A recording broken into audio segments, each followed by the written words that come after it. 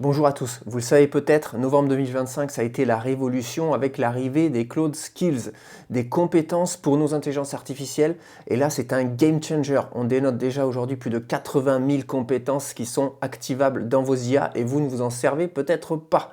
Et pourtant, vous pouvez faire beaucoup mieux et beaucoup plus avec ces skills. Alors, je vous propose tout de suite de venir avec moi pour une petite démonstration. Allez, ça se passe derrière. La première chose que je vais vous montrer, c'est le site LM Arena qui nous permet d'accéder au classement des IA, en particulier des LLM. Alors, si vous ne savez pas comment se situe votre IA préférée, eh bien vous pouvez aller sur LM Arena. J'avais fait une vidéo dédiée, je ne reprends pas le détail ici, mais simplement sachez qu'il y a un classement et que dans ce classement, on peut voir que à ce jour, c'est Gemini 3 Pro qui a le consensus du public. Et surtout, ce que je voulais vous montrer, c'est que Claude occupe une position qui est intéressante et qui est en l'occurrence bien meilleure que les premiers modèles GPT. Donc aujourd'hui, ce n'est pas d'OpenAI dont on va parler, mais c'est bien de Claude qui va proposer en novembre 2025 le concept de skills. Alors les skills, ce sont des fichiers qui seront packagés et qui vont vous permettre de sauvegarder d'une certaine manière vos meilleurs prompts, mais d'aller même au-delà de ça en sauvegardant de manière plus générale des compétences. Il est tout à fait possible que vous ayez rencontré lors de vos différents usages de l'IA des tonnes de chats, des tonnes de prompts, que vous ayez des fichiers de prompts de référence et vous vous rendez compte un jour que le prompt qui a fonctionné hier, aujourd'hui, ne fonctionne pas bien, que vous ne vous rappelez plus du détail du dernier prompt, celui qui avait été le meilleur pour vous. Et finalement, on passe notre temps à se répéter parce qu'on a beaucoup de tâches répétitives. Et cette fois-ci, on se répète vis-à-vis de nos interactions avec l'IA. C'est quelque chose qui est terminé aujourd'hui puisqu'on peut cette fois-ci sauvegarder les compétences clés que l'on attend de notre intelligence artificielle sous forme de skills. Alors ça peut se faire de manière très simple. Je vais vous montrer la manière d'abord facile, mais pas optimale, et ensuite une manière beaucoup plus optimale, mais un petit peu plus avancée en termes d'usage. Alors tout d'abord, sachez que dans Claude, si je vais sur mon interface, je vais me connecter, donc je vais aller sur paramètres, et dans vos paramètres, vous avez quelque chose qui s'appelle les capacités. Et dans ces capacités, si vous descendez, vous allez trouver justement les skills, ce sont les compétences. Alors, ce qu'elles ont, ces compétences, en fait, elles sont proposées par Claude et sont des compétences par défaut que vous allez voir. Donc si vous allez dans exemple de compétences, vous allez vous rendre compte qu'ils ont pensé pour nous à certains cas d'usage qui sont très récurrents et dont les utilisateurs ont besoin. Notamment tout ce qui va être création d'art, tout ce qui va être création de design. Mais vous avez peut-être besoin de compétences spécifiques avec vos IA. Et dans ce cas-là, on va pouvoir aller beaucoup plus loin. Mais tout d'abord, je voulais juste vous montrer que voilà, grâce à cet écran compétences, vous pouvez déjà activer certaines compétences qui sont proposées directement par Anthropic. Comment ça fonctionne? Eh bien, dans votre prompt, vous allez lui dire utilise la compétence Algorithmic Art et à partir de là, il va aller chercher cette compétence-là. Et donc, elle a été codée de sorte à ce qu'elle soit optimale. Donc, vraisemblablement, ce qui va être intéressant pour nous, c'est que là où on ne savait pas forcément optimiser nos prompts, si vous faites confiance à certains experts qui ont créé ces compétences pour Claude, vous pouvez aller les chercher et vous pouvez aller les intégrer. Alors en natif comme ça, dans l'interface web de Claude, il n'y a pas grand chose si ce n'est ces compétences-là, mais vous pouvez aller chercher d'autres compétences et c'est là où ça devient intéressant. Mais je veux vous montrer une chose qui est plus pragmatique pour le moment. Je vais ouvrir une conversation et je vais lui dire analyse le cours du Bitcoin et de l'Ether et rédige un rapport de l'évolution du cours sur les 6 derniers mois. Donc quelque chose qui est vraiment lié plus à la crypto, ok? Donc je pourrais faire un prompt beaucoup plus pointu que ça, mais pour le moment je peux juste faire ça. Et on va voir comment il réagit. Et ensuite ce que je vais faire, c'est que je vais lui demander de sauvegarder ce nouveau savoir-faire sous forme de skills pour pouvoir le redemander plus tard sans avoir à me répéter.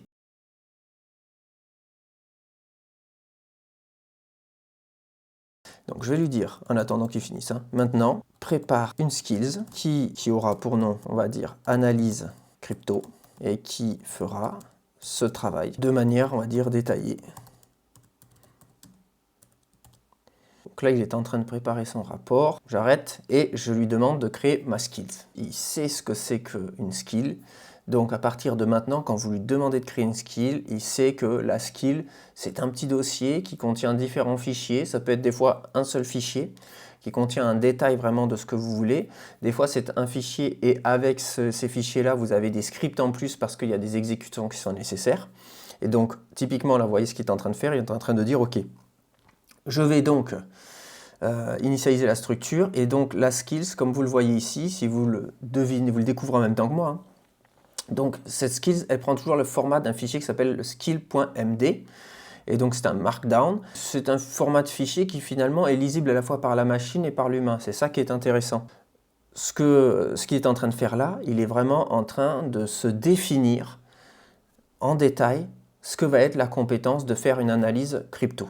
Si vous voulez l'affiner derrière, vous pouvez l'affiner, mais vous verrez que il est assez bon déjà à se définir lui-même ses propres skills. Là où apparaît la magie, c'est quand je vais lui redemander cette fois-ci une analyse crypto en utilisant la skill, je n'aurai plus besoin d'être aussi précis. Je sais que tout est sauvegardé dans ce fichier de compétences. Et ça, c'est quelque chose qui est vraiment précieux. C'est vraiment ça qu'on va essayer de faire. Là, on est en train de créer la skills. Ensuite, on va pouvoir la télécharger, la partager avec nos collègues. Là, et puis, potentiellement, derrière, l'intégrer dans nos différents outils, dans nos différents travaux, et créer des workflows qui vont enchaîner les différents usages de skills. Ça, c'est tout à fait possible. On peut créer des skills d'orchestration. Donc là, il a créé sa skills, dont le nom, c'est Analyse Crypto. Si vous avez des tâches récurrentes qui sont complexes, qui nécessitent des prompts sophistiqués, dans ce cas-là, vous lui dites, OK, crée une skills qui porte tel nom, et qui va réaliser cette tâche-là que j'exécutais habituellement avec tel prompt. Et là, il va vraiment formaliser tout ça sous forme de skills. Vous pourrez derrière reviewer, analyser le contenu du fichier skill.md pour vérifier qu'il correspond avec vos besoins et potentiellement le modifier, l'ajuster à vos besoins.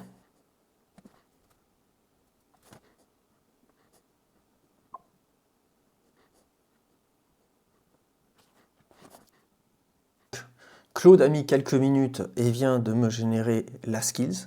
Donc à partir de maintenant, ce que je peux faire, je peux télécharger ce zip analyse crypto et je peux également analyser donc, le contenu du skill.md qui m'a généré parce que c'est un petit peu le nouveau format pour les skills. Donc c'est ça qui est intéressant, il y a quand même beaucoup de choses qu'on peut apprendre et c'est intéressant de voir vraiment comment est-ce qu'il a créé sa compétence.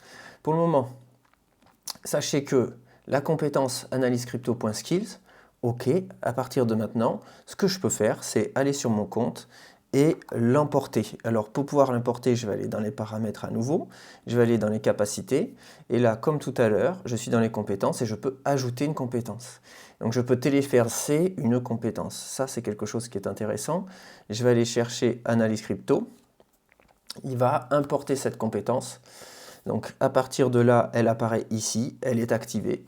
Comment s'en servir? Mais c'est pas compliqué. J'ouvre un prompt. Donc je vais lui dire par exemple utilise la skills analyse crypto pour générer le rapport du jour. Il utilise cette compétence et maintenant il va aller appliquer tout le workflow qui correspond aux étapes d'analyse. Donc j'ai le rapport d'analyse qui commence à arriver.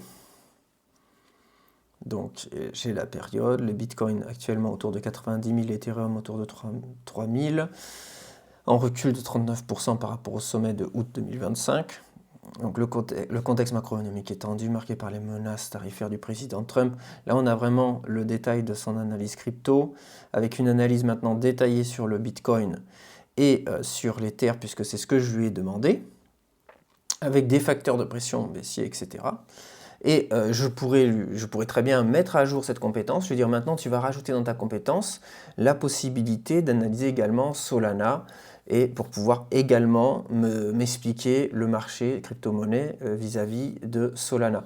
Donc la skill, c'est quelque chose qui va évoluer, c'est quelque chose sur lequel vous pouvez faire du versionning. Donc quand vous êtes en entreprise des professionnels, vous avez des skills, vous pouvez les améliorer, vous pouvez les faire évoluer.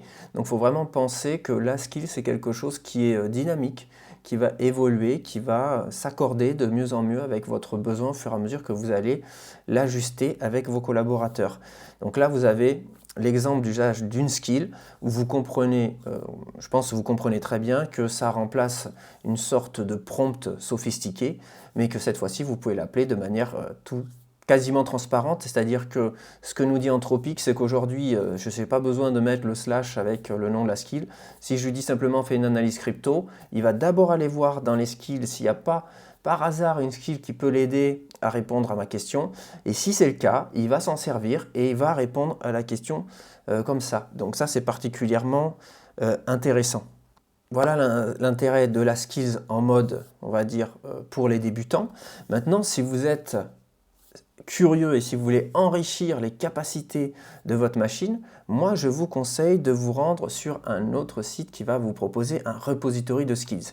Ce site-là, c'est le Skill Marketplace, et ce Skill Marketplace, vous voyez la trend, elle est énorme, c'est-à-dire que annonce des skills par Claude, par Anthropic, donc le 17 aux alentours de novembre, et depuis janvier, il y a une grosse hype sur le sujet parce que les gens se rendent compte que les skills sont super utiles, et donc on a 84 000 skills qui sont disponibles sur ce marketplace, et vous pouvez donc chercher des skills que les autres auront potentiellement fait pour vous. C'est très très précieux, c'est très riche. Donc ce que je vous propose, c'est d'aller télécharger une skill et de vous montrer comment je peux l'intégrer. Alors maintenant vous savez le faire sur la version web, ce que je vais vous montrer c'est dans Claude Code. Dans Claude Code, je vais pouvoir aller chercher des skills et les placer au bon endroit pour pouvoir tout de suite donner des super pouvoirs à mon IA. Alors je vous donne un exemple, on va aller chercher une skills. Ici, par exemple, je vais chercher une skill qui va m'aider pour certaines choses sur YouTube, par exemple. Viral vidéo long form, allons-y pour celle-ci. Alors attention, hein, ce sont des skills communautaires, donc ça signifie que potentiellement certaines skills peuvent générer des vulnérabilités, des failles de sécurité. Elles ne sont pas forcément auditées par Anthropic, celles-ci, donc il faut être vigilant. Si vous l'utilisez en version web, de toute façon, les skills sont sandboxés, donc il n'y a pas de danger, il n'y a pas d'accès qui pourront être faits de gauche et de droite. Par contre, moi, je vais l'utiliser en version locale, je vais donner accès à certains fichiers de ma machine, et là, ça peut être vraiment sensible, vraiment dangereux de le faire. Donc, on essaye d'être vigilant, de vérifier le contenu de ces skills avant de les exécuter. Bon, malgré tout, je vais faire confiance à cette skill, on va aller voir ce qu'elle fait. Donc, ce qu'elle fait, c'est qu'elle fait de l'optimisation for maximum watch time avec du SEO, activer tout ce qui est un peu potentiel. Vous avez donc le créateur, donc vous pouvez aller voir son GitHub pour vous assurer que c'est quelqu'un qui est de confiance, et puis en même temps, vous avez en fait accès au skill.md, donc vous pouvez consulter le fichier pour savoir vraiment si ce qu'il dit est vraiment ce qui est fait par la skills. Donc il n'y a pas non plus énormément d'inquiétude à faire, mais si la skills elle contient des scripts en plus, ça peut être bon d'aller vérifier les scripts, parce que ces skills, hein, comme je vous le disais, peuvent contenir des scripts de différentes natures. Donc là, j'ai un fichier qui est un zip, et ce que je vais faire, c'est que je vais l'utiliser maintenant sur ma machine en local. Donc comment faire ça? Eh bien, ce que j'ai fait, c'est que j'ai installé Claude Code. Donc Claude Code, si vous ne savez pas, donc c'est assez facile à utiliser, à télécharger et à installer. Donc vraiment, c'est pour l'idée, c'est de rapatrier un petit peu le savoir-faire de Claude en local sur votre machine, avec l'avantage que ça a, c'est donc de pouvoir le laisser travailler sur vos fichiers, de créer des fichiers sans avoir systématiquement à utiliser des API de gauche et de droite, à aller stocker dans le cloud certaines choses. Cette fois-ci, il peut travailler vraiment sur vos dossiers locaux. Donc c'est ça qui est intéressant. Donc, une fois que vous avez installé Claude Code, c'est vraiment très simple. Vous démarrez avec la commande Claude. Et là, vous avez l'outil de prompting en fait dans le terminal. Vous pouvez prompter à peu près tout ce que vous voulez. Donc moi ce que j'ai fait, c'est que j'ai démarré donc Claude Code depuis un dossier qui est dédié à cela, que j'ai appelé Claude Project, et donc j'ai la possibilité, maintenant que j'ai téléchargé cette skill qui m'intéressait, de le sauvegarder. Donc comment je vais faire? En fait, il y a systématiquement, quand vous démarrez Claude, vous avez donc à l'emplacement où vous avez démarré, vous avez un dossier caché .claude que vous pouvez afficher, et dans ce dossier .claude, il y a plein de choses intéressantes, mais ce qui nous intéresse aujourd'hui, c'est vraiment le skill, et donc dans skills, vous pouvez mettre les skills qui vous intéressent. Donc moi j'ai copié le zip, ce que je vais faire, c'est que je vais le dézipper, et à partir du moment où il est là, eh bien Claude pourra y accéder, et donc derrière, c'est une nouvelle compétence qu'a Claude. Alors, pour voir le détail de qu'est-ce qu'il y a dans cette skills, eh bien vous voyez, c'est du langage naturel, donc c'est ça qui est intéressant. Ils n'ont pas choisi le JSON, ils ont choisi un format qui est lisible par la machine et par l'homme. Donc ça, c'est plutôt très bien. Et donc il y a tout un tas d'instructions qui vont m'aider. Ce que j'ai fait, voyez, j'ai utilisé pas mal de skills, j'ai créé des skills, donc j'ai demandé à Claude de créer des skills, j'ai téléchargé une skill particulièrement intéressante qui est le vidéo transcript downloader qui me permet sur mes vidéos, enfin sur des vidéos YouTube en fait de récupérer donc le script, donc ce qui est dit dans cette vidéo, et donc pour ma veille sur YouTube c'est plutôt très précieux. Et ce que j'ai fait, c'est que j'ai rajouté des petites strates et des strates et des strates. J'ai demandé à Claude de me créer une skill pour optimiser mes titres. J'ai demandé à Claude de me créer une skill qui prend le transcript et qui ensuite me propose des idées sur la base de ces transcripts. J'ai demandé à Claude également d'aller chercher les meilleures vidéos YouTube. Et donc ce que j'ai fait au final, c'est que j'ai aussi créé une skills d'orchestration que j'ai appelé le YouTube Short Pipeline. Donc à un moment donné, j'ai juste prompté sur un nouveau thème et que je te dis de faire de la veille YouTube dessus. Tu vas aller d'abord chercher l'actualité qui est sur ces sujets-là, chercher des vidéos YouTube qui sont sur ce sujet. Une fois que tu les as, tu vas aller les transcrire grâce à telles skills. Ensuite, quand tu as les transcriptions, tu vas générer des scripts grâce à telle autre skills. Et donc, j'ai bien tuné chacune des skills, y compris le pipeline. Donc, je vais vous faire une démonstration. Et je vais lui dire par exemple, donc utilise ma skills, donc voilà, ça va être le YouTube Short Pipeline, celle que j'ai créée, sur le thème de la mise en veille de la sortie des Ray-Ban Meta Display en France, notamment à cause de leur succès aux États-Unis. Donc ça, c'est une news qui est tombée. Et donc moi, j'aimerais bien faire un short très prochainement sur ma chaîne YouTube Dr Meta pour réagir à cela, parce que c'est vrai qu'il y a pas mal d'annonces sur Meta en ce moment, avec pas forcément des annonces positives, mais là, celle-ci, bon, bien qu'elle soit pas positive pour la France, elle annonce quand même, elle suggère quand même qu'il y a des choses très intéressantes qui se produisent aux US sur ces Ray-Ban Meta Display, que ça a l'air de devenir un succès commercial, à tel point que Meta a repoussé son intention d'arriver sur le marché européen parce qu'il n'arrive pas à fournir en fait en local aux US. Donc ce que je fais, c'est que je lance ma commande, et en fait cette commande va appeler petit à petit les skills dont il a besoin. Donc là, il me dit d'abord qu'il a réussi à loader la skills. Ensuite, il dit OK, je lance le pipeline. Il commence par des web search pour vérifier l'information si ce que je lui dis paraît correct. Ensuite, il va aller chercher sur des vidéos en particulier. Quand il aura ces vidéos-là, il va aller exécuter la skill qui va bien pour pouvoir obtenir les transcriptions. Les transcriptions, eh bien, ce qui est intéressant, vous allez voir, les transcriptions, moi, je vais lui demander de les sauvegarder. Et donc là, j'ai mon dossier, donc .claude, qui est le dossier caché, mais j'ai aussi mes dossiers projets dans lesquels j'ai différents fichiers. Donc ça, c'est ce que je vais avoir en output en fait, de l'exécution. Et typiquement, ce que je vais avoir, c'est les transcriptions des vidéos YouTube. Et une fois qu'il a les transcripts, il va commencer à la fois me donner ses références et également me produire ses propositions. Et donc là, dans ces propositions, par exemple, j'avais lancé la requête sur les Claude Skills, justement, pour pouvoir savoir comment aborder le sujet avec vous. Et là, il m'a proposé pas mal d'idées de shorts qui sont toutes faites, toutes prêtes. Je n'ai plus qu'à faire mon choix à ajuster. Alors, comme vous le voyez, comme on est sur de l'orchestration, on n'est pas sur du temps réel en termes de temps de réponse, parce qu'il y a vraiment un recul qui est pris. On va utiliser plusieurs skills pour accomplir une tâche, donc c'est beaucoup plus long. En règle générale, pour moi, c'est entre 3 et 5 minutes. Donc je sais que ça fonctionne très bien, mais je sais qu'il y a un petit temps de latence. Quand vous demandez cette tâche-là, vous n'attendez pas à ce qu'elle soit faite immédiatement. Mais c'est quelque chose qui est appréciable et qui est agréable, parce que je vous avoue que avoir un GPT qui passe son temps à vous remplir de textes sans jamais vraiment comprendre ce que vous voulez, et sans cesse être dans la discussion pour faire comprendre l'objectif attendu, là vous avez en fait la possibilité de splitter une complexité en différentes compétences, de lui faire générer des compétences pour chaque point précis de la complexité de votre projet, avec un peu l'approche diviser pour régner, et ensuite orchestrer tout ça.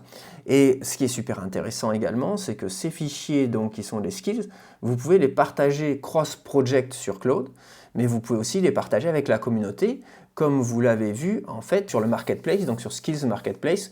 Il y a d'autres sites de référence aussi, mais c'est intéressant parce que là, vous avez la possibilité d'avoir une communauté qui crée beaucoup. Et comme je vous le montrais tout à l'heure, vous avez bien vu qu'il y a quand même énormément de skills qui sont proposés. Ça fait vraiment un boom ces derniers temps, donc c'est la révolution pour moi à ne pas manquer. Si aujourd'hui vous utilisez l'IA sans les skills, vous passez à côté d'une évolution dans votre manière de travailler. Passer le cap d'utiliser Cloud Code si vous n'êtes pas trop tech, ben en fait si le terminal est aussi facile à utiliser qu'une interface web. Et vous voyez là j'ai des outputs. Donc sur les outputs que j'ai par exemple, Zuckerberg a réussi là où Google a échoué, avec comparaison avec les Google Glass, c'est intéressant comme approche. 3 milliards pour des lunettes avec les investissements Meta et SiliorLuxottica. Le CES 2026 en une annonce, ok, avec en plus des fonctionnalités qui sont pour les Ray-Ban Meta Display. La revanche française sur la Silicon Valley avec d'autres axes stratégiques qui sont abordés. J'ai Meta Display France retard et Short IDs 2. Et donc là, j'ai le détail de ce qu'ils me proposent en termes de script. Et donc Google Glass a été un fiasco, Meta vient de réussir exactement le même produit. En 2013, Google lance blablabla. Meta a compris les erreurs de Google et alors je fais une comparaison. Et bien sûr, moi je lui ai dit de faire ça dans le style de ma chaîne YouTube. Donc je lui ai donné des instructions précises sur les sujets que je veux aborder, les angles que je ne veux pas prendre. J'ai quand même donné des angles éditoriaux qui sont les miens, qui sont mes choix, pour que ça corresponde au maximum avec ce que je veux. Alors aujourd'hui, en gros, pour être transparent avec vous, sur les 5 idées de short qui va me générer, moi j'en garderai à peu près une ou deux que je modifie et qui me paraissent intéressantes à garder. Donc le ratio est quand même plutôt très bon. J'étais un peu sceptique au début, mais au fur et à mesure, en ajustant les différentes skills du workflow global, on arrive à des choses très sympathiques. Donc voilà, c'était pour la partie démo. J'espère que vous y voyez plus clair sur l'usage des skills Claude, que vous avez bien compris à quoi ça peut vous être utile, que vous pouvez maintenant optimiser vos workflows, que vous pouvez même quasiment remplacer un N8N grâce aux différentes skills, que vous pouvez améliorer vos skills à plusieurs en utilisant l'expertise de vos différents collègues, que c'est quelque chose de communautaire, c'est quelque chose qui est versionnable, que c'est quelque chose qui va booster vraiment votre usage de l'IA. Donc là, cette fois-ci, on ne pourra pas dire l'IA ne se souvient plus, on ne va pas passer notre temps sur du prompting à gogo avec des scripts, des chats qui vont dans tous les sens. On focalise vraiment sur la tâche, l'action, la complexité que l'on veut gérer et on va découper ça sous forme de skills et ensuite un peu d'orchestration pour obtenir quelque chose vraiment d'efficace. Je vous invite vraiment à tester très rapidement les skills, c'est quelque chose qui va changer votre expérience avec l'intelligence artificielle, vous allez pouvoir booster votre niveau. J'espère que cette vidéo vous a plu, dites-moi en commentaire ce que vous en pensez, dites-moi si vous avez des idées de skills que vous voulez faire, est-ce que vous voulez collaborer avec la communauté ou pas, est-ce que vous voulez que je crée des skills pour vous, et moi j'y répondrai avec plaisir. Allez, je vous dis à très vite pour une prochaine vidéo du Dr Meta. Bye bye.